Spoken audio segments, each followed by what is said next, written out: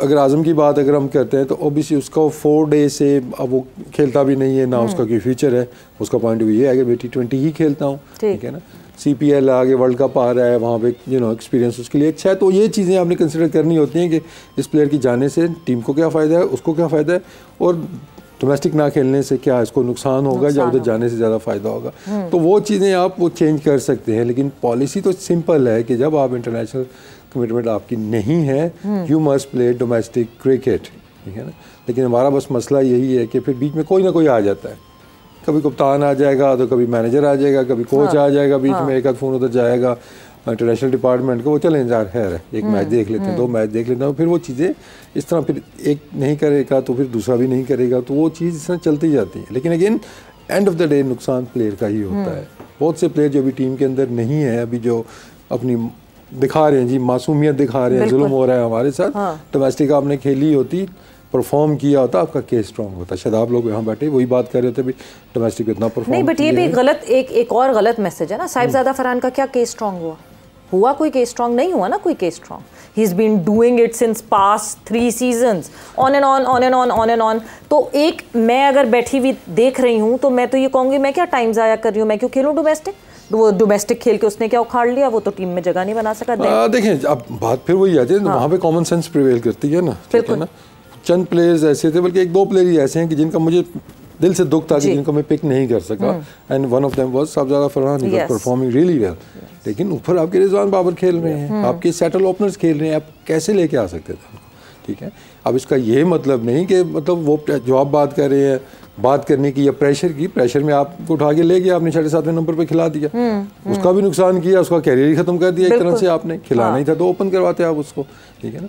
तो वो फिर आपने देखना ना अवेलेबिलिटी ऑफ स्पेस जो टीम के अंदर ना, दैट्स वेरी इंपॉर्टेंट कि आपकी वो सेटल पोजीशन चल रही है। दूसरा फिर बात उधर आ जाती है कि जो रोटेशन की जो पॉलिसी थी वहाँ पे अगर वो इम्प्लीमेंट होती कि लेट्स से कि अब हर साल साहिबजादा या कोई और लड़के ऐसे नहीं थे जो वही परफॉर्म कर रहे थे, उससे पहले जो लड़के सिलेक्ट हुए थे वो परफॉर्म करके आए थे, अभी उनको चांस नहीं मिला था, तो पीछे से एक लड़का और कैसे आ जाता। तो वो अगर उनको चांस मिला होता, शायद टेस्ट हो जाते कुछ लड़के, तो फिर शायद साहिबजादा का केस भी आ जाता कि ठीक है ये टेस्ट किया है, इसका कोई नज़र नहीं आ रहा या हमें चेंज करने की ज़रूरत है, हमें एक और लड़का भेज देते। तो ये ओवरऑल देखते हैं पूरा एक सर्कल चलता है। तो इसके अंदर कुछ प्लेयर्स अनफॉर्चुनेटली मिस आउट होते हैं, कुछ को अपॉर्चुनिटीज़ नहीं मिलती हैं, लेकिन ओवरऑल देखते हैं तो हमें एक प्रॉपर एक एक सिस्टम बनाने की ज़रूरत है जी। कि एक बंदे के कहने से, 2 बंदों के कहने से नहीं चीज़ें चलनी चाहिए, सिस्टमेटिकली चीज़ें जब चलेंगी जो तभी होगा। 70-30 वाली इन्होंने बात की थी ना, यहाँ पे ये उसकी प्राइम एग्जांपल है कि अब जैसे हमारे बाबर रिजवान सेटल्ड ओपनर है, ठीक है, जो मेजर टूर्नामेंट्स हैं या मैचेस हैं दे शुड प्ले। अब उसमें आपने देखना है साहिबजादा फरहान जैसे जो केसेस हैं जो एज ए ओपनर पिछले 2-3 साल से परफॉर्मेंसेस दे रहे हैं, अब आपने उनको कैसे अकोमोडेट करना है। तो उसमें वो जो आगे 70-30 वाली बात हुई, जो आपको हल्की सीरीज़ मिली, या आप टीम के साथ रख सकते हैं बड़ी सीरीज़ में भी, जहां आप सीरीज़ जीत जाएं या सीरीज़ हार जाएं, तो वहां पे आप साहिबजादा हो गया या जिन लड़कों को आप परफॉर्मेंस बेस्ड लेके गए हैं उनको उनके रिस्पेक्टिव नंबर पे उनको मौका दें। बाबर या रिजवान में से लेट्स से बाबर कप्तान है तो रिजवान एक मैच बाहर बैठ जाए, कोई फ़र्क नहीं पड़ना इसे। या एक सीरीज़ हल्की है तो उसमें एक रिजवान को अगर आप नहीं खिलाते या रिजवान चला जाता है लेकिन साहिबजादा 2 मैच खेल लेता है, अकोमोडेट आपने करना होता है। एप्रिसिएशन मिलती है डोमेस्टिक प्लेयर को उसकी परफॉर्मेंसेस के ऊपर कि यार वैल्यू होती है कि उस बाकी मैसेज जाता है जितने भी डोमेस्टिक 200-400 प्लेयर खेल रहे हैं ना, उनको एक मैसेज जाता है यार कि अगर मैं परफॉर्मेंस दूंगा तो उसको एप्रिसिएशन मिलेगी, रिवार्ड मिलेगा और मैं जाऊंगा और खेलूंगा और वहाँ खेलूंगा वेयर आई डिजर्व, जहाँ पे मैंने परफॉर्म किया है। तो ये वो सारा सिस्टम आपको बनाना पड़ता है। अच्छा, जब ये डोमेस्टिक की बात हो रही है, फॉर्मेशन की बात हो रही है, अभी चूंकि कोई क्रिकेट नहीं हो रही, उसामा मीर वाला एक केस आया है सामने, ठीक है वसीम साहब, अगर ना वो पाकिस्तान टीम के साथ हैं ना आपकी पाकिस्तान में किसी किस्म की कोई क्रिकेट हो रही है, तो क्या इस सूरत हाल में आप समझते हैं वाकई कोई इस किस्म की पॉलिसी की ज़रूरत है या सोच की ज़रूरत है कि अगर कोई क्रिकेटर कहीं भी नहीं खेल रहा तो वो आप उसको क्रिकेट खेलने से भी रोक दें? देखें, ये जो रिस्ट्रिक्शंस हैं, ये कैप्स लगाने वाली जो बात है ना, मैं तो उसके टोटली अगेंस्ट हूँ। कॉमन सेंस इसमें आनी चाहिए, कॉमन सेंस आनी चाहिए। हो सकता है किसी को पूरा साल आप एक भी ना दे, ठीक है ना, वो ये भी हो सकता है किसी को पूरा साल एक भी ना दे। कोई कोचेज़ आपके जो कोचेज़ हैं, बॉलर है तो उसका बॉलिंग कोच, हेड कोच, उनके जो फिजियो है, उनके ट्रेनर्स हैं, वो पूरा एक चार्ट बनाते हैं और वो पूरा प्रॉपर्ली काम कर रहे होते हैं।